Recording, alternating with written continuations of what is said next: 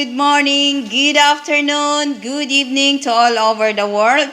So, nandito na naman po ako, ang inyong tagapaglingkod, Annalyn Barelio of OFW Vlog. So, sa ngayon, nag-change na po ako ng pangalan dahil hindi na po ako isang OFW. So, pinalitan ko po ang aking pangalan bilang isang Annalyn Barelio Vlog na lang po. So, sa ngayon guys, ang atong pag-uusapan ngayon is about po update ng CapCut. So, marami pong mga katanungan about sa CapCut.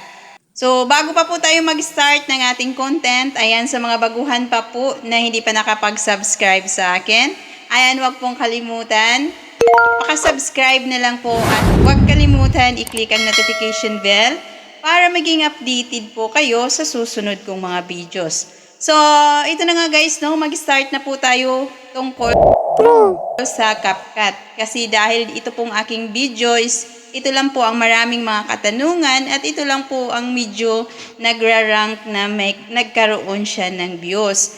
Kaya ang una-una ko pong sasabihin sa inyo, ayan, maraming salamat po sa inyong lahat dahil nandyan kayo palaging sumusuporta.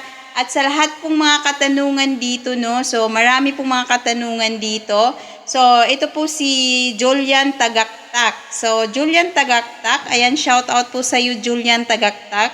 So, ang sabi po ni Julian Tagaktak, so, bakit sa akin ayaw matanggal yung naka-pro ma'am? Sana mapansin niyo ako.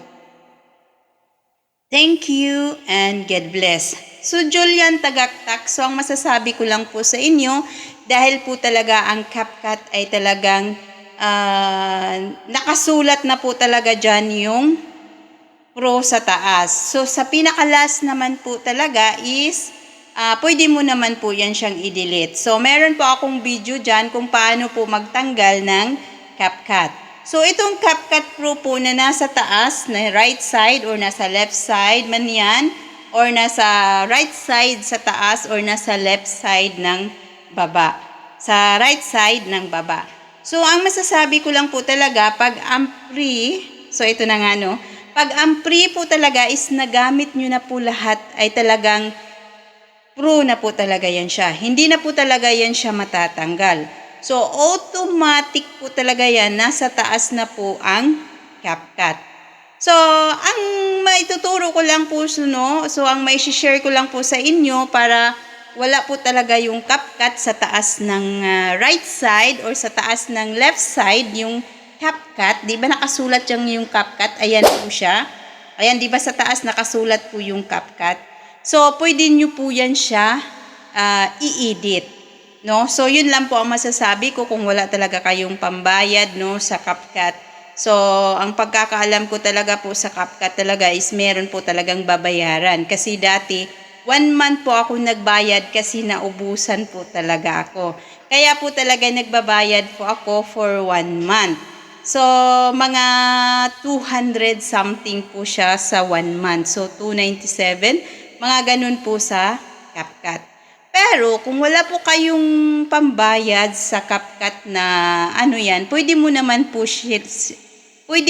po silang i-edit.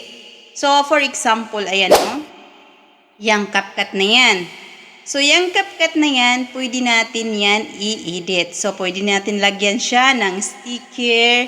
For example, katulad niyan, lagyan natin ng mga sticker para po hindi masyadong halata na meron pong CapCut sa taas. So, pwede po yun.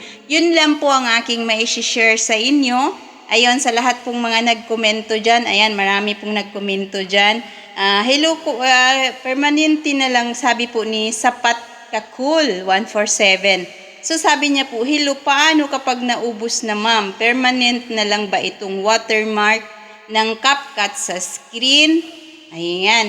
So, sabi din ni Ken Grumero 7887. So, thank you ma'am. Helps me a lot po, bagong dikit.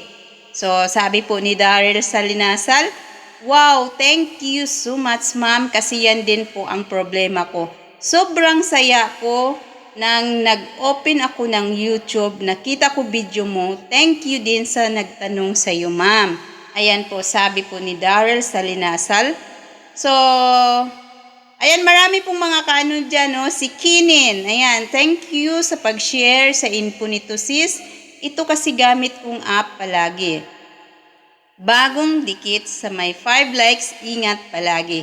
So, marami pong nagko-comment yun, no? So, naka-help po talaga ang aking video na yan, no? So, thank you so much po talaga sa inyong mga pagkomento, sa walang sawang pagkomento, no? So, at least nakakatulong po ako sa inyo, no? So, maraming salamat po talaga sa inyong pagsuporta at ako po'y nakatulong. Lubos din po ako nagpapasalamat at nakakatulong po ako sa inyo. So, ang masasabi ko lang po talaga is yun po ang susundin natin. Kapag once na naka-pro na ubos na po natin ang pre, talagang totally malalaman po natin talaga yan kung permanently. Pro. Hindi po ako makapagsabi na oo permanent. Pro. Kasi po nga, hindi ko po alam kasi isang gumagamit lang din po ako ng CapCut. So, lahat lang po talagang natutunan ko dito sa CapCut, ayun lang po talaga ang sinishare ko sa inyo. So, yun nga, pag once na ayaw nyo po makita yung CapCut na yan, napakasimple lang po talaga. Yun, i-edit lang po natin, lagyan ng mga stickers, lagyan natin ng... Basta, pwede nating i-edit lahat yun kung ano-ano ang ilalagay mo doon sa may CapCut. Marami pong pag-i-edit katulad po nito, kung lagyan mo siya ng sticker. So, mamili po kayo ng mga sticker, marami pong mga sticker dyan. So, ayan po guys, no? So, ayun lang po ang update ko sa CapCut. Sa mga nagtatanong po dyan about sa CapCut, ayan. Yan lang po ang masasagot ko about sa CapCut guys, no? So, sana po nakatulong itong aking video na ito.